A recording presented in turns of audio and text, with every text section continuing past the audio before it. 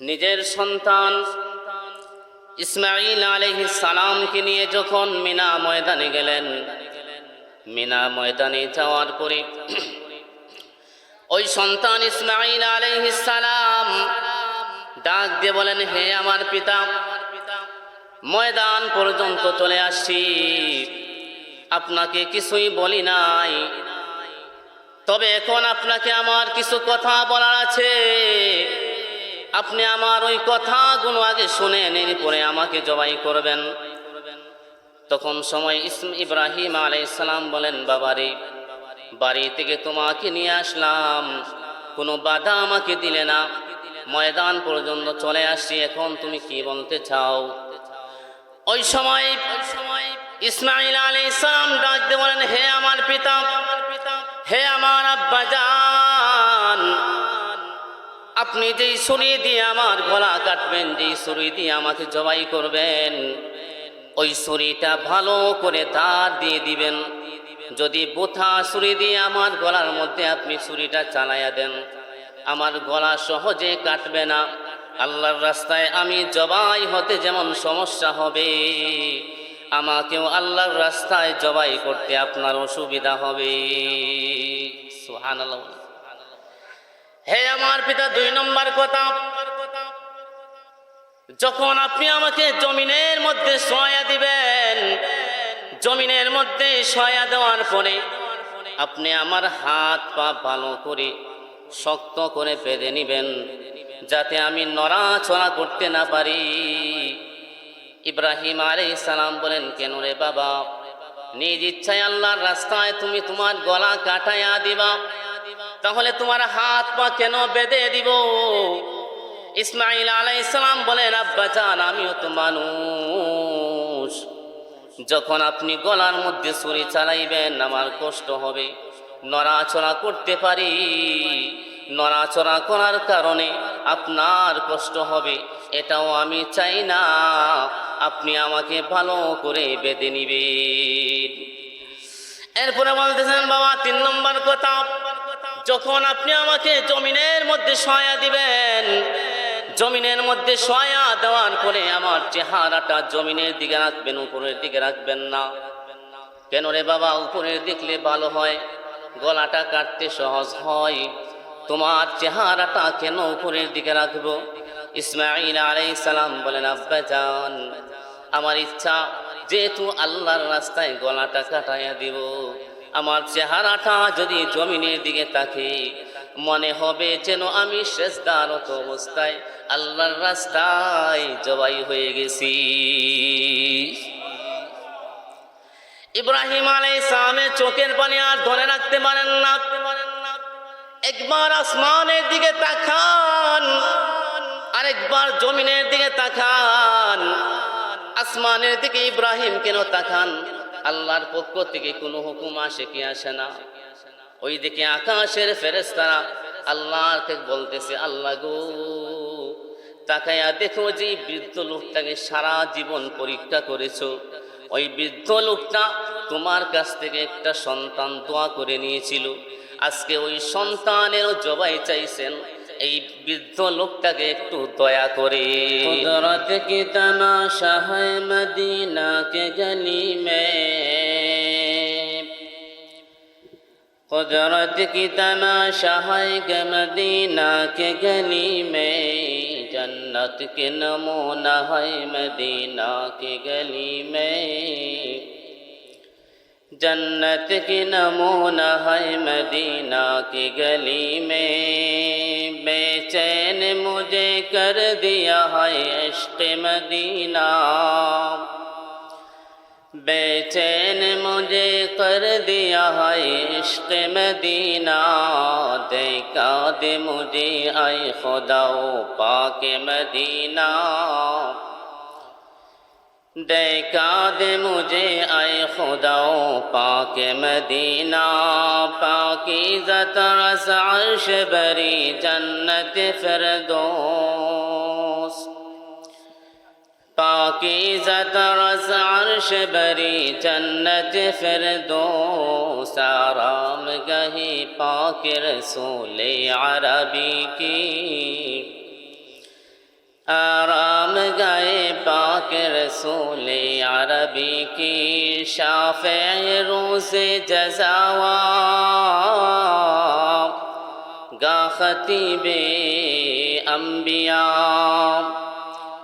शाफ़े रोज़ जज़ावा गा खतीबे अम्बिया साहिब हौसल वाज़ल खुदा रोज़ अतीद साहिब हौसल वाज़ल खुदा रोज़ अतीद साहिब खुल्क़ अज़ीमो मज़हर जूद अमीम आयत रहमत की शाने ओ रहुस्तो रहीम आयत रहमत की शाने ओ रहुस्तो रहीम रहमतल लिल आलमीन खान दश खुदावंद करीम खल्क़ खुल्क़ कौल फ़िअल हदीस सुनते ओ हमीद खल्क़ खुल्क़ कौल फ़िअल हदीस सुनते ओ हमीद ला इलाहा जोरे ला इलाहा इल्लल्लाह ला इलाहा इल्लल्लाह ला इलाहा इल्लल्लाह ला इलाहा इल्लल्लाह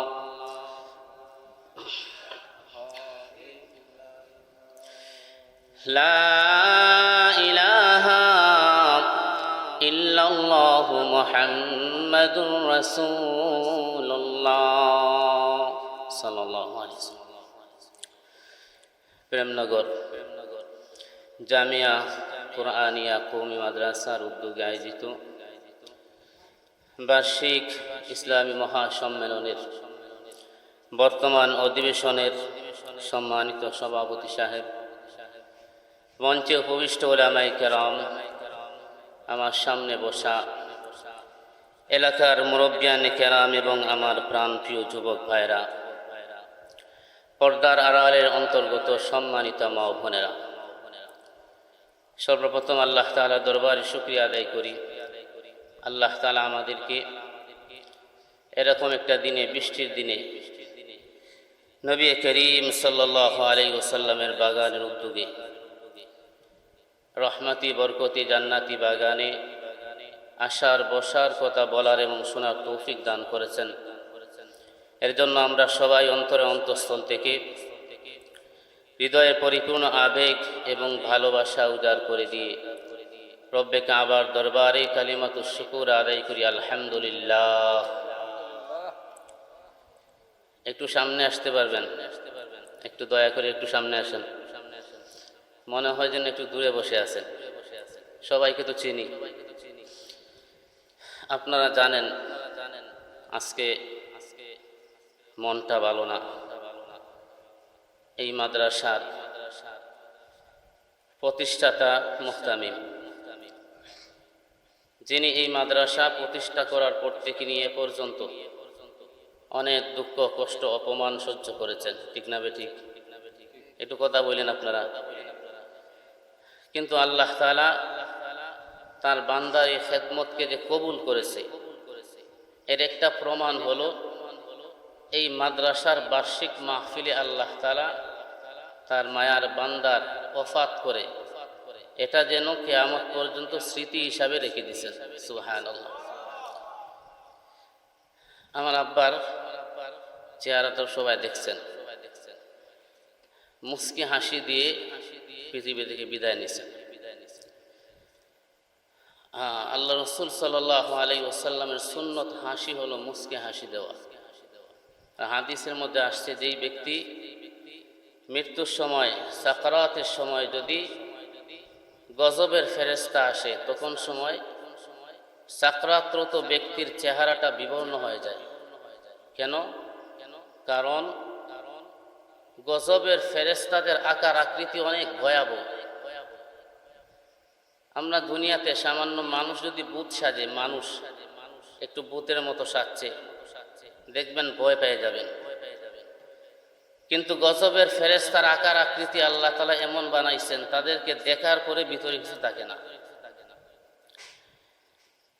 আর যখন রহমতের ফেরেশতারা কোনো ব্যক্তির জান কবজ করেন, তখন সময় তারা বলতে থাকেন, ইয়া আইয়াতুহান নাফসুল মুতমাইন্না ইরজিই ইলা রাব্বিকি রাদিয়াতান মারদিয়া।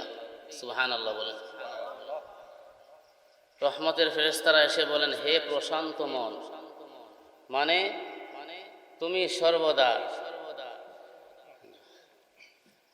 তুমি সর্বদা আল্লাহ তাআলার হুকুমের উপর সন্তুষ্ট ছিলে, তোমার অন্তর নড়াচড়া করে নাই। হে প্রশান্ত মন, ইরজিই ইলা রাব্বিক, যে রবের আদেশ নির্দেশের উপর তুমি স্থির ছিলে, চলো সেই রবের কাছে চলো। সুবহানাল্লাহ।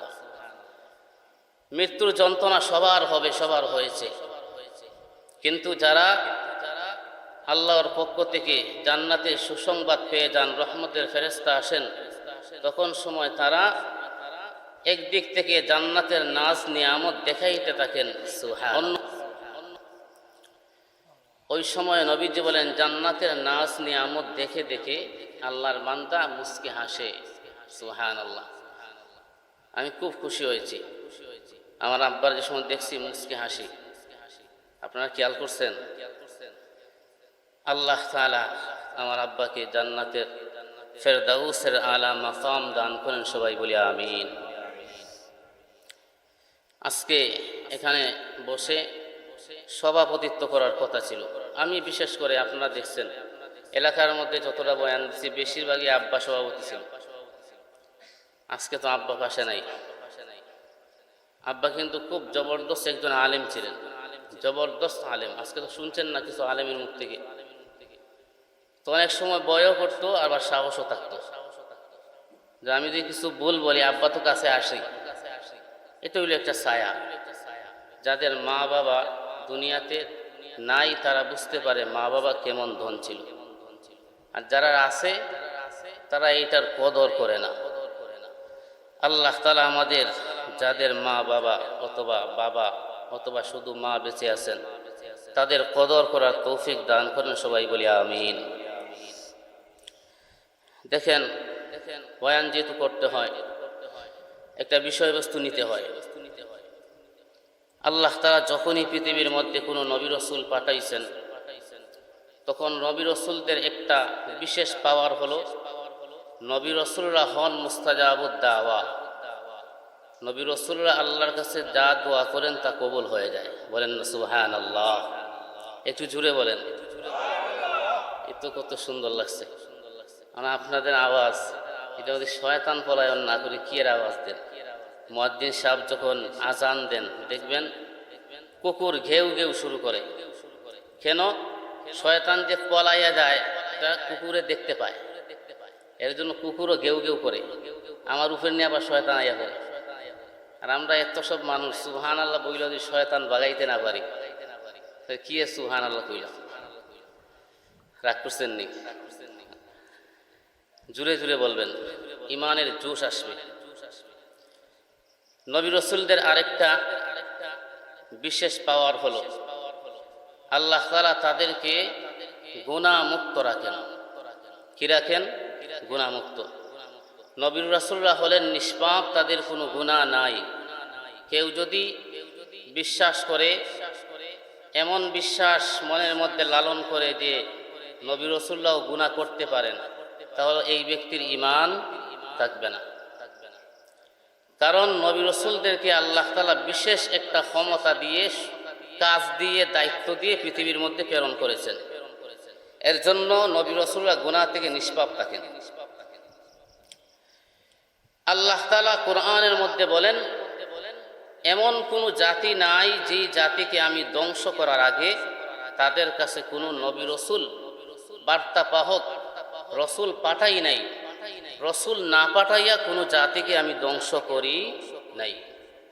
যখনই ধ্বংস করেছি, নবী রসুল আগে পাঠাইছি, তারা যখন নবী রাসূলকে মিথ্যা প্রতিপন্ন করছে, তাদেরকে গালিগালাজ করছে, তাদেরকে মারার জন্য হুমকি দিয়েছে অথবা পাথর মেরে হত্যা করেছে, যখন তারা সীমালঙ্ঘন করেছে তখন আমি আল্লাহ তাদেরকে ধরেছি। কিন্তু নবী রাসূল পাঠাইবার আগে আমি কাউকে ধরি নাই। তাহলে এখানে দেখেন আল্লাহ তাআলা নবী রাসূলদের দোয়া কবুল করেন। একটু সামনে যাব যদি সময় হয়। আমাদের একেবারে সামনে হলো কোরবানি, ঠিক না বেঠিক? কোরবানির কিছু কথা, দুই একটা কথা বলতেই হয়। এটা হলো প্রত্যেক আলেমের দায়িত্ব, হলো যে আমল সামনে থাকবে এই আমল নিয়ে কিছু কথা বলা। আমল আমার সামনে একটা আছে, ওয়াজ করলাম আরেকটা, করতে পারি, অসুবিধা নাই, কিন্তু যেটা সামনে এটার ওয়াজটা আগে করতে হবে, ঠিক না? তো এটা আমাদের সামনে আছে। আল্লাহর পয়গম্বর ইব্রাহিম আলাইহিস সালামকে আল্লাহ তাআলা একেবারে জন্মের পর থেকে নিয়ে বলা যায় মৃত্যু পর্যন্ত শুধু পরীক্ষার মধ্যে রেখেছে। পরীক্ষার পর পরীক্ষা, পরীক্ষার পর পরীক্ষা। কিন্তু আল্লাহর বান্দা খলিলুল্লাহ ইব্রাহিম একটা পরীক্ষার মধ্যেও ফেল করেন নাই, সবটাই 100 পাস করেছেন। সুবহানাল্লাহ, একটা তো ফেল করেন নাই। নমরুদ আগুনের মধ্যে ফালাইছে, কিন্তু ইব্রাহিম আলাইহিস সালাম পুরেন নাই। ইব্রাহিম আলাইহিস সালামকে আল্লাহ তাআলা সন্তানকে জবাই করার পরীক্ষা করেছেন, সন্তান আসার আগেও সন্তান না দিয়েও পরীক্ষা করেছেন। 82 বছর বয়সে ইব্রাহিম আলাইহিস সালাম চিন্তা করলেন, আমার যদি সন্তান না থাকে তো আমার পরে দ্বীনের দাওয়াত দিবে কে? তো আমার একটা সন্তানের দরকার। তো সন্তান চাইয়ে যখন আল্লাহর কাছে দোয়া করলেন, রব্বি হাবলি মিনাস সালিহিন, হে আল্লাহ আমাকে একজন নেককার সন্তান দান করেন। বলতে দেরি হইছে, আল্লাহ তাআলা বলেন ফাবাশশারনাহু বিগুলামিন হালিম, তোমাকে এমন সন্তানের সুসংবাদ দিলাম যেই সন্তানটা হলো হালিম, অর্থাৎ সহনশীল। সুবহানাল্লাহ। এই সন্তানটা 40 দিন মাত্র বয়স। আল্লাহ তাআলা হুকুম দিলেন এই সন্তানকে নিজের থেকে দূরে করে দাও। কি করবেন? আল্লাহর হুকুম, দূরে করে দিচ্ছেন। কোথায় পাঠাইছেন? আল্লাহ তাআলা তো তার মুকদ্দরের মধ্যে রাখছেন যে ইসমাঈল এবং ইব্রাহিমের মাধ্যমে আমি আবার কাবাগরের পুনর্নির্মাণ করব। তো যেহেতু ইব্রাহিম আলাইহিস সালাম সিরিয়ায় থাকেন, তো সিরিয়া থেকে এখানে নির্মাণ করা কষ্টকর, তাই আগেই তার সন্তানটাকে কাবাগরের পাশেই পাঠাইয়া দিই। সুবহানাল্লাহ। আল্লাহ তাআলা তো আগের খবর জানেন। এই সন্তানকে দিয়ে আসছেন, এখানে অনেক কাহিনী, এগুলো বলার সময় নেই। এই সন্তানটা বড় হয়েছে, মোটামুটি বলেন 12 বা 13 বছর বয়স হয়েছে। তো আল্লাহ তাআলা স্বপ্নে দেখাইলেন, ইব্রাহিম আলাইহিস সালাম স্বপ্নে দেখলেন আল্লাহর রাস্তায় প্রিয় জিনিস কুরবানি করতেছেন প্রথম দিন। 2 নম্বর দিন স্বপ্নে দেখলেন প্রিয় জিনিস কুরবানি করতেছেন। দোনো দিন কিন্তু ইব্রাহিম আলাইহিস সালাম 100টা করে উট কুরবানি করছেন। সুবহানাল্লাহ বলবেন না? 100টা উট কুরবানি করে মনে করছেন আর স্বপ্ন দেখবেন না। পরের দিন আবার একই স্বপ্ন। তো বুঝলেন না, আসলে আল্লাহ যা চাইছেন সেটা তো আমি দিই নাই। 3 নম্বর দিন স্বপ্নে দেখলেন ওনার সন্তান ইসমাঈল আলাইহিস সালামকে জবাই করতেছেন, কিন্তু জবাই করার পরে কাটলো কি কাটলো না সেটা কিন্তু দেখেন নাই, শুধু দেখছেন জবাই করতেছেন। তখন সন্তানকে বললেন, ইয়া বুনাইয়া ইন্নী আরা ফিল মানাম, হে আমার সন্তান আমি স্বপ্নে দেখেছি, আন্নী আযবাহুকা, আমি তোমাকে জবাই করতেছি, ফানজুর মাযা তারা, এই যে স্বপ্ন দেখলাম তোমাকে জবাই করতেছি, এই ব্যাপারে তোমার মতামত কি? সন্তানকে জিজ্ঞাসা করতেছেন। কেন?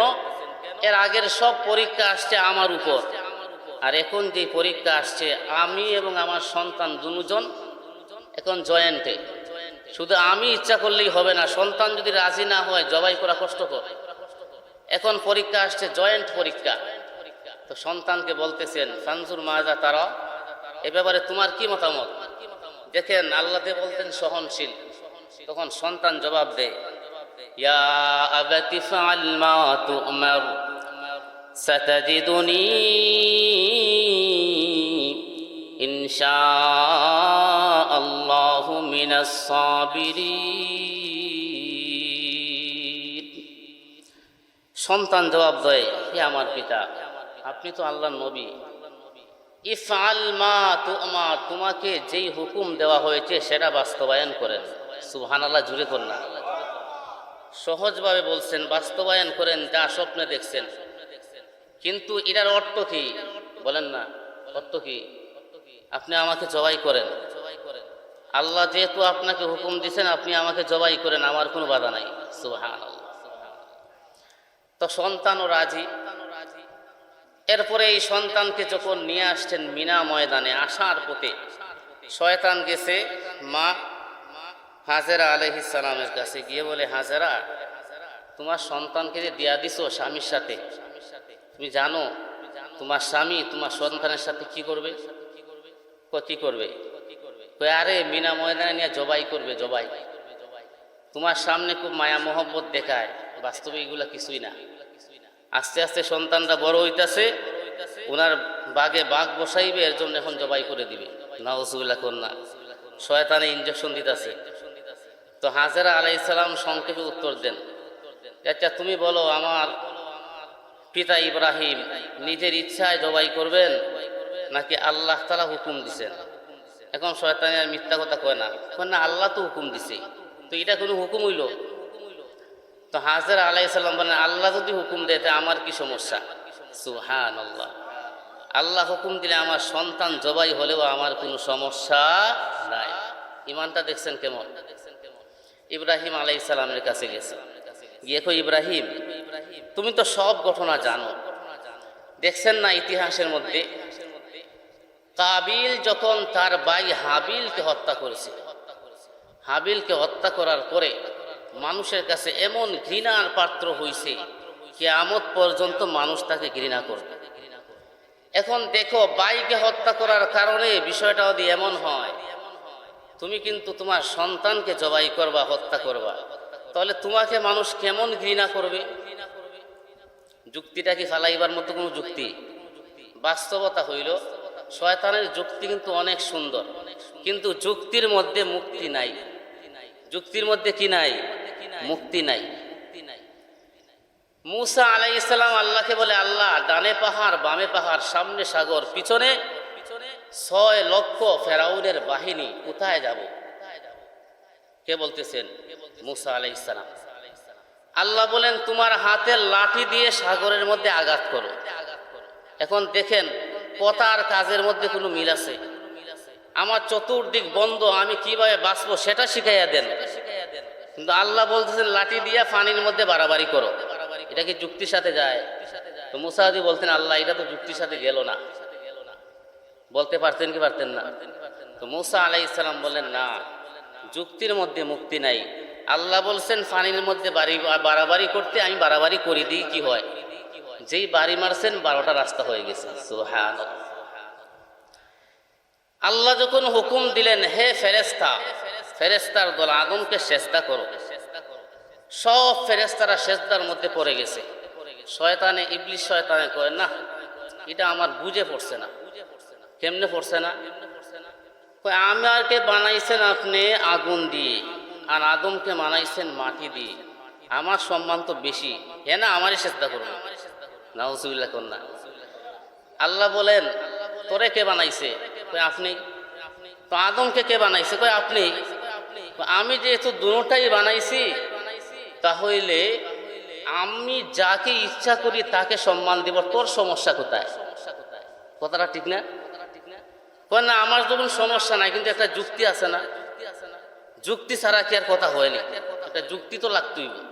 আল্লাহ কয়, তোর যুক্তি লইয়া তুই থাক, তুই কিয়ামত পর্যন্ত আমার কাছ থেকে চলে যা। নাউজুবিল্লাহ। যুক্তি কি মুক্তি মিলছে? যুক্তি মুক্তি মিলে না। আল্লাহর হুকুম আসার পরে হুকুমের ব্যাপারে কোনো যুক্তি নাই, যুক্তি দিতেছে। একজনে দাঁড়াইয়া কয়, আমি আল্লাহর রসুলকে নেতা মানি না। নাউজুবিল্লাহ। নবীজিকে নেতা মানে না। কেন নেতা মানো না? যুক্তি আছে না? আল্লাহর রসুল তো নেতারও নেতা, আমরা যদি সাধারণ দুনিয়ার নেতা কই, তাহলে নবীর সম্মান কমে গেল। এই যুক্তি দেখাইতেছে, তোর যুক্তি তোর কাছে তাক। আল্লাহ রসুল বলতেছেন আনা সাইয়্যিদিন নাস, আমি মানুষদের নেতা। নবীজি বলতেছেন আমি তোমাদের নেতা। এখন এন যুক্তি আছে, নেতা মানি না। ইমান আসেনি? ইমান নাই। সব জায়গার যুক্তি চলে না। যুক্তি বেশি যদি দেখাইতে যান তাহলে ক্ষতি হবে। বাংলাদেশের মধ্যে দেখেন 18 বছর বয়স করছে বিয়ে শাদীর জন্য।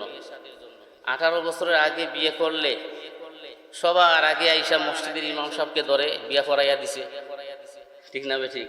অনেক জায়গায় হয়েছে, আপনারা তো দেখে নেই।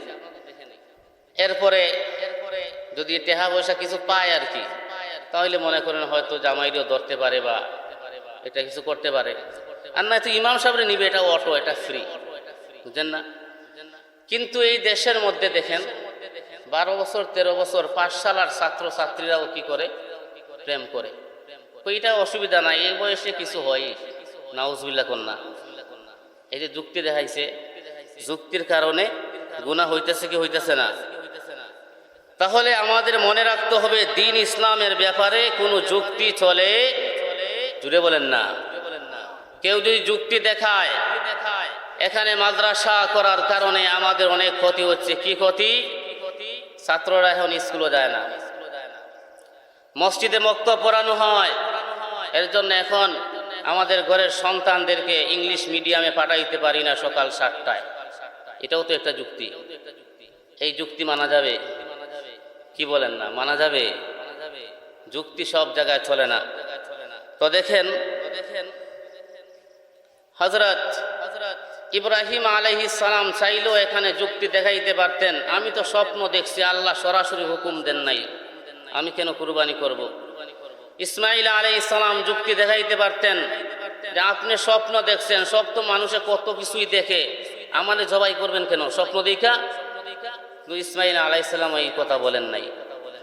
তো দেখেন যুক্তি লইয়া আইছে শয়তানে যে আপনি ঘৃণিত হবেন যদি সন্তানকে জবাই করেন। তো ইব্রাহিম আলাইহিস সালাম বলেন এই তোর কথা শুনিয়া বুঝতাছি তুই মনে হয় শয়তান। কহ আমি তো শয়তানি। কি কর না? ইব্রাহিম ইসলাম তার কথা শুনিয়া যুক্তি শুনিয়া কই রে তোর যুক্তি আমার মনে হইতেছে তুই শয়তান। কহ আমি শয়তানি। আমার যুক্তিটা কি ঠিক না? আমার যুক্তিটা কি ঠিক না? আমার দিকে তাকান, এখানে যাওয়ার হোক, একটু সময় দেন। তখন শয়তানে কয় হে ইব্রাহিম আমি শয়তান ঠিক, কিন্তু যেই যুক্তিটা দিছি এটা কি সঠিক না? তো ইব্রাহিম আলাইহিস সালাম বলেন যুক্তি তো সুন্দর, তবে তুই ভালো কইরা বুঝস নাই। কারণ কাবিল তার ভাই হাবিলকে হত্যা করেছিল হিংসার কারণে, আর আমি আমার সন্তানকে জবাই করব আল্লাহর হুকুমে। সুবহানাল্লাহ। এখানের মধ্যে মানুষ আমাকে ঘৃণা করবে না, বরং মানুষ কিয়ামত পর্যন্ত আমাকে স্মরণ রাখবে। সুবহানাল্লাহ। নিজের সন্তান ইসমাঈল আলাইহিস সালামকে নিয়ে যখন মিনা ময়দানে গেলেন, মিনা ময়দানে যাওয়ার পরে ওই সন্তান ইসমাঈল আলাইহিস সালাম ডাক দিয়ে বলেন হে আমার পিতা, ময়দান পর্যন্ত চলে আসছি, আপনাকে কিছুই বলি নাই, তবে এখন আপনাকে আমার কিছু কথা বলার আছে। আপনি আমার ওই কথাগুলো আগে শুনে নিন, পরে আমাকে জবাই করবেন। তখন সময় ইব্রাহিম আলাইহিস সালাম বলেন বাবারে, বাড়ি থেকে তোমাকে নিয়ে আসলাম, কোনো বাধা আমাকে দিলে না, ময়দান পর্যন্ত চলে আসছি, এখন তুমি কি বলতে চাও? ওই সময় ইসমাঈল আলাইহিস সালাম ডাক দিয়ে বলেন হে আমার পিতা, হে আমার আব্বাজান, আপনি যেই ছুরি দিয়ে আমার গলা কাটবেন, যেই ছুরি দিয়ে আমাকে জবাই করবেন, ওই ছুরিটা ভালো করে ধার দিয়ে দিবেন। যদি বোথা ছুরি দিয়ে আমার গলার মধ্যে আপনি ছুরিটা চালাইয়া দেন, আমার গলা সহজে কাটবে না। আল্লাহর রাস্তায় আমি জবাই হতে যেমন সমস্যা হবে, আমাকেও আল্লাহর রাস্তায় জবাই করতে আপনার অসুবিধা হবে। সুবহানাল্লাহ। হে আমার পিতা, 2 নম্বর কথা, যখন আপনি আমাকে জমিনের মধ্যে শোয়া দিবেন, জমিনের মধ্যে শোয়া দেওয়ার পরে আপনি আমার হাত পা ভালো করে শক্ত করে বেঁধে নিবেন, যাতে আমি নড়াচড়া করতে না পারি। ইব্রাহিম আলাইহিস সালাম বলেন, কেন রে বাবা? নিজ ইচ্ছায় আল্লাহর রাস্তায় তুমি তোমার গলা কাটাইয়া দিবা, তাহলে তোমার হাত পা কেন বেঁধে দিব?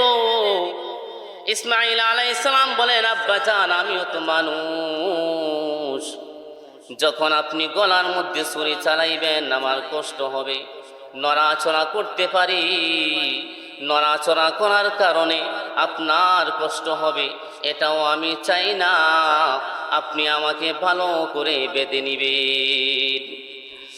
এরপরে বলতেছেন, বাবা 3 নম্বর কথা, যখন আপনি আমাকে জমিনের মধ্যে শোয়া দিবেন, জমিনের মধ্যে শোয়া দেওয়ার পরে আমার চেহারাটা জমিনের দিকে রাখবেন, উপরের দিকে রাখবেন না। কেন রে বাবা? উপরের দেখলে ভালো হয়, গলাটা কাটতে সহজ হয়, তোমার চেহারাটা কেন উপরের দিকে রাখবো? ইসমাঈল আলাইহিস সালাম বলেন, আব্বাজান আমার ইচ্ছা, যেহেতু আল্লাহর রাস্তায় গলাটা কাটাইয়া দিব, আমার চেহারাটা যদি জমিনের দিকে থাকে মনে হবে যেন আমি সেজদারত অবস্থায় আল্লাহর রাস্তায় জবাই হয়ে গেছি। ইব্রাহিম আলাইহিস সালামের চোখের পানি আর ধরে রাখতে পারেন না, একবার আসমানের দিকে তাকান, আরেকবার জমিনের দিকে তাকান। আসমানের দিকে ইব্রাহিম কেন তাকান? আল্লাহর পক্ষ থেকে কোনো হুকুম আসে কি আসে না? ওই দিকে আকাশের ফেরেশতারা আল্লাহকে বলতেছে, আল্লাহ গো তাকায়া দেখো, যে বৃদ্ধ লোকটাকে সারা জীবন পরীক্ষা করেছো, ওই বৃদ্ধ লোকটা তোমার কাছ থেকে একটা সন্তান দোয়া করে নিয়েছিল, আজকে ওই সন্তানেরও জবাই চাইছেন, এই বৃদ্ধ লোকটাকে একটু দয়া করে। ওই সময় ইসমাঈল আলাইহিস সালাম বলেন, আব্বাজান আমার আরেকটা কথা এখনো বাকি আছে। বাবারে আরেকটা কথা কি বলো? ইসমাঈল বলেন, আব্বাজান যখন আপনি আমাকে মাটির মধ্যে শোয়া দিবেন, তখন সময় আপনার কাপড়, আপনার শরীরের পোশাকগুলো ভালো করে গোটায়া নিবেন, যাতে আপনার পোশাকের মধ্যে আমার রক্ত না লাগে। বাবারে তোমার রক্ত যদি আমার পোশাকের মধ্যে লাগে কি অসুবিধা হবে? তখন সময় ইসমাঈল আলাইহিস সালাম রাখতে বলেন, আব্বাজান যখন আপনি আমার রক্তে মাখা, রক্তে রঞ্জিত পোশাক নিয়ে বাড়িতে ফিরে যাইবেন, আমার আম্মা জান যখন আমার রক্ত দেখবে, আমার মা জননী আমার রক্ত দেখে সহ্য করতে পারবেন না।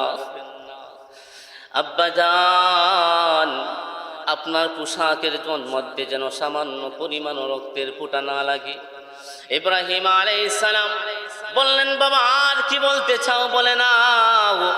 তখন সময় ইসমাঈল বলেন, বাবা আরেকটা কথা, যখন জবাই হয়ে যাব আমার শরীরের যে পোশাক, ওই পোশাক খুলে নিয়ে আমার মায়ের কাছে দিবেন, যাতে আমার মা আমার পোশাক দেখে নিজেকে সান্ত্বনা দিতে পারেন। ইব্রাহিম আলাইহিস সালাম সন্তানের 5টা কথা শুনে নিজের চোখের পানি ধরে রাখতে পারেন না।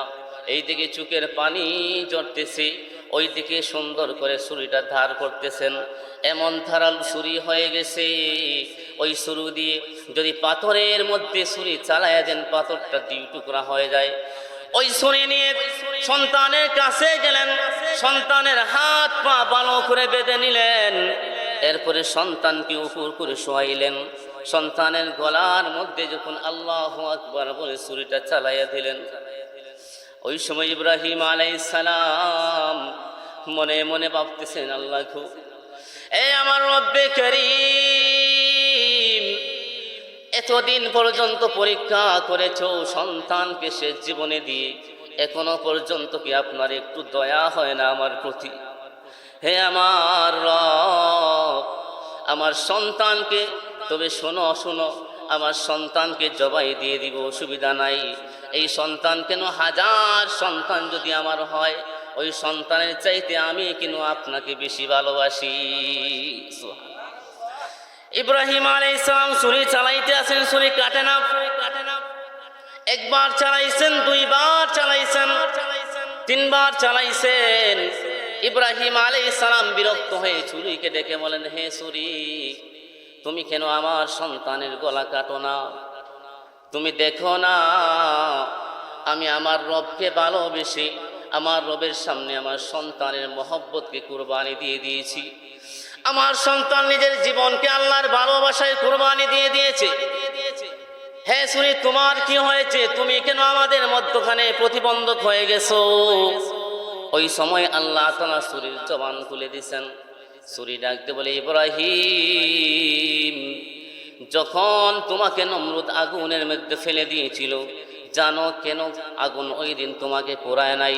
ইব্রাহিম রে, ওই দিন আল্লাহ তাআলা মাত্র একবার আগুনকে হুকুম করেছিলেন, ইয়া নারু কুনি বারদাও ওয়া সালামান আলা ইব্রাহিম। আল্লাহ তাআলা মাত্র একবার আগুনকে বলেছিলেন, হে আগুন, আমার ইব্রাহিমের জন্য শীতল হয়ে যাও, আরামদায়ক হয়ে যাও, সাবধান, আমার ইব্রাহিমের একটা পশম পোড়াইবা না। মাত্র একবার হুকুম দেওয়ার কারণে আগুন আপনার একটা পশমও পোড়ায় নাই। কিন্তু আল্লাহ আমি ছুরিকে একবার দুইবার না 70 বার নিষেধ দিয়েছেন, সাবধান, আমার ইসমাইলের একটা পশমও কাটবে না। আল্লাহ তাআলা ডাকতে বলেন, ফালাম্মা আসলামা ওয়া তাল্লাহু লিল জাবিন ওয়া নাদাইনাহু আইয়া ইব্রাহিম قد صدقت الرؤيا إنا كذلك نجزي المحسنين إن هذا لهو البلاء المبين وفديناه بذبح عظيم وتركنا عليه في الآخرين سلام على ইব্রাহিম। সুবহানাল্লাহ।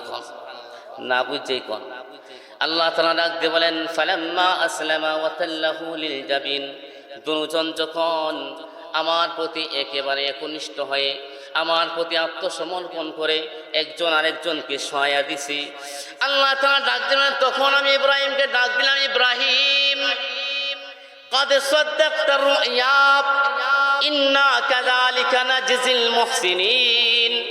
হে ইব্রাহিম, আমি আল্লাহ তোমাকে স্বপ্নে দেখাইছিলাম তোমার সন্তানকে জবাই করতেছো, আর তুমি তোমার স্বপ্নকে বাস্তবায়ন করে দেখাইছো।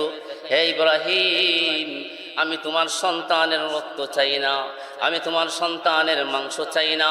লা ইয়ানালাল্লাহা লুহুমুহা ওয়ালা দিমাউহা ওয়ালাকিন ইয়ানালুহুত তাকওয়া মিনকুম।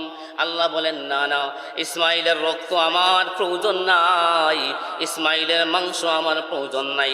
আমার প্রয়োজন ছিল ইব্রাহিমের অবস্থা দেখতে চাই, ইব্রাহিম আমাকে বেশি ভালোবাসে নাকি ইব্রাহিম তার সন্তানকে বেশি ভালোবাসে।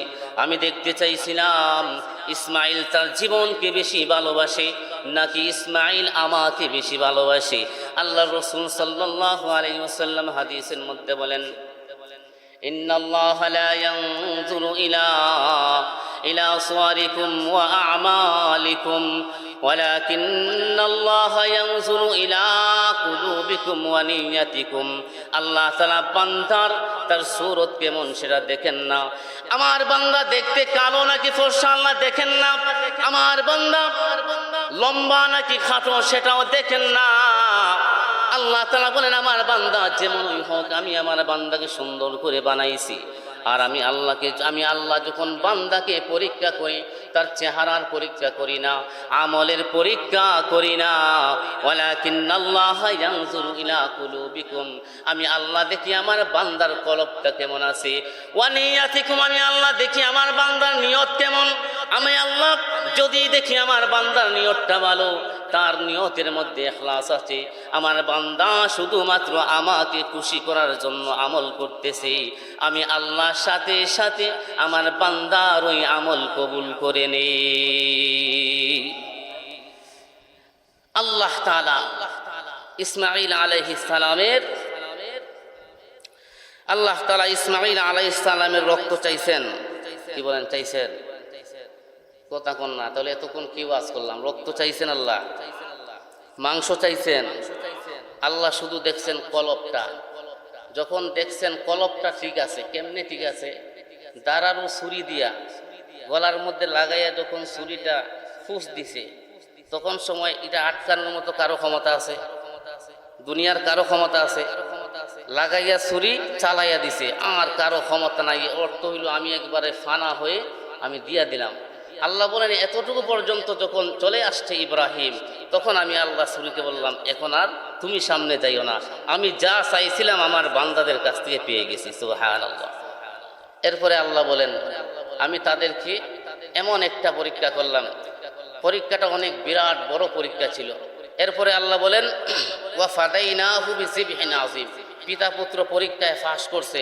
এখন আমি তাদেরকে আখিরাতে যেমন পুরস্কার দিব, আমি আল্লাহ দুনিয়াতেও তাদেরকে একটা মহান পুরস্কার দিলাম, মহান জবাই দিলাম। সেটা হলো আমি আল্লাহ জান্নাতি দুম্বা ফেরেশতাদের মাধ্যমে তাদেরকে দুনিয়াতে নগদ পুরস্কার দিয়ে দিলাম। সুবহানাল্লাহ।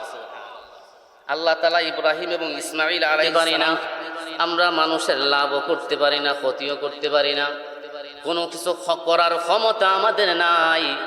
তবে যেই রবের দাওয়াত তোমার কাছে নিয়ে আসছি, ওই রব সব কিছু করতে পারেন। তুমি কি চাও? ওই ব্যক্তি ডাক দিয়ে বলে শোনো, 70 বছর ধরে আমার শরীরের মধ্যে কুষ্ঠরোগ ভালো হয় না, 70 বছর ধরে আমার মূর্তিকে সামনে রেখে আমি ইবাদত করতেছি। আর আমার মূর্তিকে বলি মূর্তি রে, তোকে কত আদর করি, কত মায়া করে সুন্দর করে তোরে বানাই, এরপরে তুই খাইতে পারস না, তোর মুখের মধ্যে দুধ ডাইলা দেই, তুই তো খাইতে পারস না, এরপর ও ডাইলা দেই। হে মূর্তি, তোকে কত সম্মান করি, তুই আমার কুষ্ঠরোগটা ভালো করে দেস না। 1 বছর 2 বছর না, আমার এই খোদাকে আমি 70 বছর পর্যন্ত ডাকছি। 70 বছরের ভিতরে ওই খোদা আমার কোনো ডাকের জবাব দেয় নাই। ওই খোদা 70 বছরের ভিতরে আমার রোগটা কমাইতে পারে নাই, আমাকে আরোগ্য দিতে পারে নাই। আর তোমরা যেই রবের দাওয়াত নিয়ে আসছো, ওই রব নাকি মুহূর্তের ভিতরে ভালো করে দিবে, এটা কেমন কথা? সাদিক আর সুদুক বলেন হে হাবিব, একবার বলো আমার রবের কাছে বলি, এরপরে দেখো চমকটা কি হয়। সুবহানাল্লাহ। সাদিক এবং সুদুক আল্লাহর কাছে হাত তুললেন আর ডাক দিয়ে বলেন আল্লাহ গো, আপনার বান্দা হাবিব আমাদের কাছে অলৌকিক ঘটনা তালাশ করে, আমাদের কোনো কিছু ক্ষমতা নাই, আপনিও জানেন আমরাও জানি। তবে আপনার বান্দা যদি আপনাদের কাছ থেকে কোনো অলৌকিক ঘটনা সে দেখতে পায়, ঈমান আনবে, আপনার প্রতি ঈমান আনবে। আপনি আপনার বান্দাকে ভালো করে দেন না, আপনার জন্য তো কোনো অসুবিধা নাই। আল্লাহ গো, আপনি যাকে ভালো করতে চান পৃথিবীর কোনো ডাক্তার লাগবে না, এমনিতেই ভালো হয়ে যাবে। বলেন ঠিক না বেঠিক? আল্লাহ গো, আপনি যদি কাউকে ভালো করতে না চান, তাহলে পৃথিবীর সকল ডাক্তার যদি তার ডানে তার বামে তার পিছনে তার সামনে তার উপরে তার নিচে পৃথিবীর সকল ডাক্তার যদি লাগাইয়া দেওয়া হয়, প্রতি সেকেন্ডে সেকেন্ডে যদি তারা ওষুধ খাওয়ায়, পরীক্ষা করে, এরপরও ক্ষমতা নাই, এরপরও ক্ষমতা নাই ওই ব্যক্তিকে সুস্থ করার। আল্লাহ গো, আপনার বান্দা 70 বছর পর্যন্ত অসার মূর্তির কাছে বলছে কুষ্ঠরোগ ভালো হওয়ার জন্য, তার অসুস্থতা ভালো হওয়ার জন্য। আল্লাহ গো, তার এই মূর্তি তো কিছুই করতে পারবে না, আপনার বান্দাকে আপনি এই মুহূর্তে সুস্থ করে দেন না। সাদিক আর সুদুক দোয়া করে এখনো হাত নামাইতে পারে নাই। যখন চাইছেন চোখটা খুলে দেখেন হাবিবে নাজ্জার সাথে সাথে ভালো হয়ে গেছে। হাবিবে নাজ্জার বলেন হে আল্লাহর রাসূল, আসলে ওই রবটাই হলো আসল রব, যাদেরকে আমি 70 বছর ডাকলাম, 70 বছরে কিছু দিতে পারলো না, আর তোমাদের রব মুহূর্তের ভিতরেই ভালো করে দিয়েছে। তোমাদের ওই রবের প্রতি আমি ঈমান আনলাম, আমাকে শিখায়া দাও ওই রবকে কিভাবে ডাকতে হয়। সাদিক এবং সুদুক হাবিবে নাজ্জারকে কিভাবে আল্লাহর ইবাদত করবে, কিভাবে নামাজ পড়বে, এগুলা সব শিখাইয়া দিছেন। শিখাইয়া দেওয়ার পরে এই দুইজন সামনে গেছেন। সামনে গিয়ে মানুষদেরকে দাওয়াত দিতেছেন। তো এক পর্যায়ে বাদশাহ যখন বাজারের কাছে আইছে, একদিকে যাবে, তো ওই দুইজন রসুল বাজারের কাছ থেকে হঠাৎ চিৎকার দিয়ে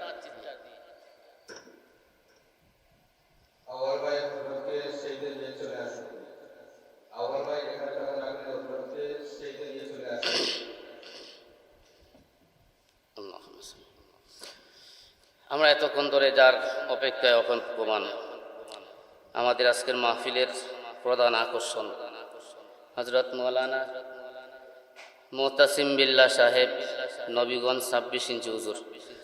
আসলে উনি আল্লাহর একটা কুদরত। ওনার বয়স কম না। কিছু কিছু বক্তা বাইরে হচ্ছে শিশু বক্তা, মানুষও কয় এগুলো হলো কিয়ামতের আলামত, আসরেই আলামত। বয়স হয়েছে না এখনো 7-8, চেয়ার কি বয়ান করবে? এই চেয়ারে বসার কি যোগ্যতা হয়েছে? এই চেয়ারটা কিন্তু সাধারণ কোনো চেয়ার না। এই চেয়ারটা হলো আল্লাহর রসুলের চেয়ার। সুবহানাল্লাহ, কোন জুড়ে কোন। আমরা যে বসি, আমাদের উলামায়ে কেরাম যে বসেন কেন, ইন্নামাল উলামা ওয়ারাসাতুল আম্বিয়া, এই দৃষ্টিতে আমরা বসি। অথচ এই চেয়ারে বসার মতো আমাদের কোনো যোগ্যতা নাই। প্রকৃতপক্ষে এই চেয়ার কার? সাইয়্যিদুল মুরসালিন মুহাম্মদ আরবি সাল্লাল্লাহু আলাইহি ওয়াসাল্লাম। তো এখানে যেই সেই যা কিছু মুখস্থ করে এসে বলার কোনো সুযোগ নাই। তো আমাদের এই হুজুর মাওলানা, তাহলে বোঝা গেল হুজুরের বয়স আছে না নাই? বয়স আছে। আল্লাহ তাআলা লম্বা করেন না, এটা আল্লাহ তাআলার কুদরত। হুজুরের বয়ান আলহামদুলিল্লাহ অনেক সুন্দর আছে, আপনার বয়ান শুনবেন। তো আমি যেই ঘটনা বলতেছিলাম, এই আয়াতটাই আমি পড়েছিলাম। আমার ঘটনার সংক্ষেপে একটা সমাধান দিয়ে দিই 2-4 মিনিটের ভিতরে। ওই দুইজন রসুল যখন ভিতরে গিয়ে প্রবেশ করলেন, তখন সময় ওই আলতাফাস সে তাদের দুইজনকে বন্দী করে দিল। এরপরে এই সংবাদ যখন ঈসা আলাইহিস সালামের কাছে গেল, ঈসা আলাইহিস সালাম আরেকজন রসুল পাঠাইয়া তাদেরকে শক্তিশালী করলেন। এই ঘটনা পুরাটা সূরা ইয়াসিনের মধ্যে আছে। ফাআজ্জাজনা বিসালিসিন, আল্লাহ তাআলা 3 নম্বর আরেকজন পাঠাইয়া তাদেরকে শক্তিশালী করলেন। তিনি ছিলেন ঈসা আলাইহিস সালামের একেবারে খাস লোক, তার নাম ছিল সামউন। তিনি যাওয়ার পরে বাদশার সাথে ভালো একটা উঠা বসা করলেন, পরিচয় দেন নাই। এক পর্যায়ে পরিচয় দিছেন, তবে এই পরিচয়টা এইভাবে উনি দিয়েছিলেন যে আপনার এলাকার মধ্যে শুনলাম দুইজন রসুল আসছে নাকি, তারা কোন ধর্মের দাওয়াত দেয়, তো তাদের কথাবার্তা আপনি কি শুনছেননি? বাদশা কয় না, আমি তো শুনছি না, এমনিই বন্দি করে রাখছি। মানুষে কয় কি উল্টাপাল্টা কথা বলে। উনি বললেন আপনি যদি মানুষে কইলে কি হইব নি, আপনি আইন একদিন ডাকিয়া শুনেন কি কয়। তো বাদশা কয় বালা কথা কইছো। তো বাদশাহ তাদেরকে ডাকাই আনছে, আনার পরে বললো তোমরা কি বলো? তো এই দুইজন রসুল বললেন আমরা তো কিছু বলি না, আমরা শুধুমাত্র মানুষকে ওই এক আল্লাহর ইবাদত করার জন্য, এক আল্লাহর ঈমান আনার জন্য বলি, যেই আল্লাহ, যেই রব আমাদেরকে সৃষ্টি করেছেন। সুবহানাল্লাহ। তখন বাদশাহ বলে তোমাদের কাছে কি কোনো প্রমাণ আছে? কয় প্রমাণ তো আছে। আপনি বলেন কি চান, আমরা আল্লাহর কাছে দোয়া করব। কয় 7 দিন আগে আমার এলাকার একটা ছেলে মারা গেছে, তার বাপ বাড়িতে নাই, এর জন্য 7 দিনের ভিতরে তাকে দাফন করা হয় নাই। তো তোমরা যদি তাকে জীবিত করতে পারো তাহলে তোমাদের উপর ঈমান আনব। তো ঈসা আলাইহিস সালামকে আল্লাহ তাআলা যে যোগ্যতা দিয়েছিলেন, এই যোগ্যতা ঈসা আলাইহিস সালামের হাওয়ারিদেরকেও আল্লাহ তাআলা দিয়েছিলেন। সুবহানাল্লাহ। তো ওনারা বললেন আচ্ছা ঠিক আছে, আমরা আল্লাহর কাছে দোয়া করি, আল্লাহ যদি কবুল করেন হবে, না হইলে নাই। ওই দুইজন দোয়া করতেছে আল্লাহর কাছে। ওই সময় আপনার শামউন আলাইহিস সালাম, তিনি তো অপরিচিত, উনিও ভিতর থেকে দোয়া করতেছেন মনে মনে। তখন তারা বলতেছে আল্লাহ গো, হে আমাদের রব, তাকায় দেখেন আপনার বান্দা চায় মৃত ব্যক্তি জীবিত করার জন্য। হে রব্বে করিম, ওই ছেলেটাকে আপনি যদি জীবিত করে দেন, আপনার বান্দারা ঈমান আনবে। তখন সময় শামউন আলাইহিস সালাম দোয়া করতেছেন। ওই সময় আল্লাহ তাআলা ওই মৃত ছেলেটাকে জীবিত করে দিলেন। সুবহানাল্লাহ। ওই ছেলেটা যখন জীবিত হয়ে গেছে, বাদশা বলে তুমি 7 দিন আগে মারা গেছো। 7 দিন আগে যে তোমরা গেছো,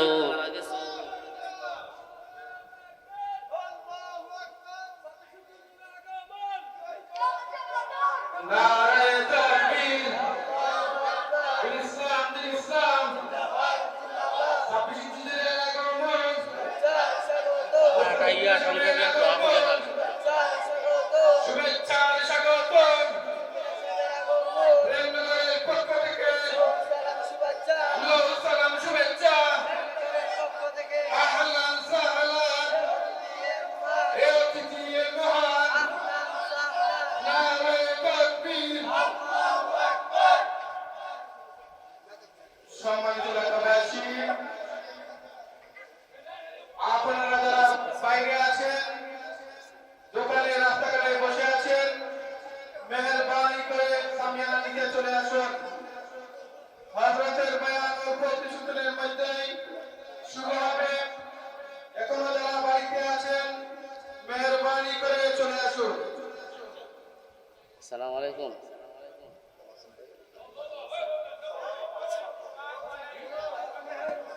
আপনারা একটু বসেন, যারা আসছেন একটু বসেন।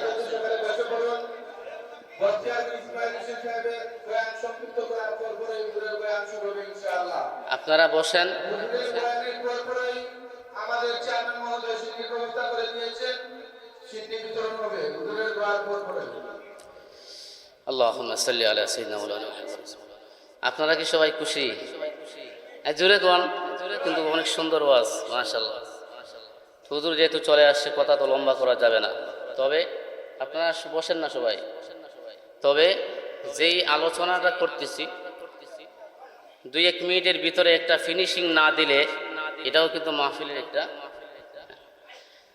তো সামূন আলাইহিস সালাম এবং সাদিক সুদুকের কথা বলতেছিলাম। ওই সময় তারা আরেকজন মৃত ব্যক্তিকে জীবিত করলো, কিন্তু এরপরেও এই বাদশা এবং জনপদবাসী ঈমান আনল না। পরবর্তীতে পুরা এলাকা তারা খেপে গেছে, ওই রসুলদেরকে হত্যা করে ফেলবে। কি করবে? হত্যা করে ফেলবে। এখন আপনারা এদিকে তাকান, একটু পরে চায় নজরুলের দিকে। হত্যা করার জন্য যখন সবাই খেপে গেছে, ওই যে বলছিলাম প্রথম লোকটা হাবিবে নাজ্জার, ওই হাবিবে নাজ্জার ওয়াজা আমিনা আকসাল মাদিনাতি রাজুলুন ইয়াসা, তো যখন তিনি শুনতে পারলেন যে ওই সকল রসুলদেরকে হত্যা করা হচ্ছে, তখন তিনি দৌড়াইয়া আসলেন, জনপদের এক মাথা থেকে সাইড থেকে দৌড়াইয়া আসলেন, আর এসে বললেন তার কওমকে, ওয়াজা আমিন আকসাল মাদিনাতি রাজুলুন ইয়াসা ক্বালা ইয়া কওমি ইত্তাবিউল মুরসালিন, হে আমার কওম, ওই যে রসুলরা তোমাদেরকে দাওয়াত দিতেছেন, তোমরা তাদের প্রতি ঈমান আনো। বলেন সুবহানাল্লাহ। এক পর্যায়ে তিনি তাদেরকে এত সুন্দর করে বুঝাইছেন, আমরা তো বলি না এই মিয়া তুমি গুনাহ করো কেন লাগিয়া, এই মিয়া তুমি এটা করো না কেন লাগিয়া। তিনি বলতে পারতেন, হে আমার কওম, তোমরা কেন মূর্তি পূজা করো, তোমরা এক আল্লাহর প্রতি কি করো, ঈমান আনো। তিনি বলেন না, তিনি বলেন ওয়া মা লিয়া লা আ'বুদুল্লাযী ফাতারানি ওয়া ইলাইহি তুরজাউন, আমার কি হলো, যেই রব আমাকে সৃষ্টি করেছেন আমি কেন ওই রবের ইবাদত করি না। সুবহানাল্লাহ। নিজের প্রতি কি করতেছেন, নিজের প্রতি ইশারা করে করে কওমকে বুঝাইতেছেন। এক পর্যায়ে কওম বুঝে ফেললো যে এই লোকটা ওই 3 জনের সাথে। প্রথমেই হাবিবে নাজ্জারকে হত্যা করার জন্য কেউ হাত দিয়ে, কেউ পা দিয়ে, কেউ পাথর দিয়ে, কেউ লাঠি দিয়ে এমনভাবে ওনাকে আঘাত করা শুরু করলো। আঘাত করতে করতে এক পর্যায়ে আল্লাহর এই বান্দাকে শহীদ করে দিয়েছে। আল্লাহর এই বান্দা যখন শহীদ হয়ে গেছেন, আল্লাহ তাআলা কালামের মধ্যে বলেন তিনি শহীদ হইতে দেরি হয়েছে, কিন্তু আল্লাহর পক্ষ থেকে ঘোষণা দেওয়া হয়েছে, সাথে যাতে বলা হয়েছে তুমি জান্নাতে প্রবেশ করো। বলেন সুবহানাল্লাহ। তো এই ঘটনা থেকে আমরা কি বুঝলাম? এই ঘটনা থেকে বুঝলাম হাবিবে নাজ্জারের নিজের কওমের প্রতি মহব্বত আর ভালোবাসা কম ছিল না বেশি ছিল? বেশি ছিল। মুমিন ব্যক্তি তার কওমের প্রতি কখনো হিংসা বিদ্বেষ রাখতে পারে না। 2 নম্বর হলো, যখন আপনি দেখবেন কখনো কোথাও কোনো ধরনের অন্যায় কাজ হচ্ছে, আপনি একা হন, আপনি একা হলেও তাদের বিরুদ্ধে দাঁড়াইয়া যান। প্রয়োজনে হাবিবে নাজ্জারের মতোই শহীদ হয়ে যান, জীবন দিয়ে দেন, তবুও বাতিলের সামনে মাথা নত করবেন না। 3 নম্বর হলো, এই ঘটনা থেকে আমরা শিক্ষা পেলাম, যখন আমরা ঈমান এবং দ্বীন পেয়েছি, আমাদের জীবন দিয়ে প্রয়োজনে নিজের রক্ত জড়িয়ে যাতে দ্বীন এবং ইসলামের মধ্যে আমরা মৃত্যু পর্যন্ত ইস্তেকামত থাকতে পারি।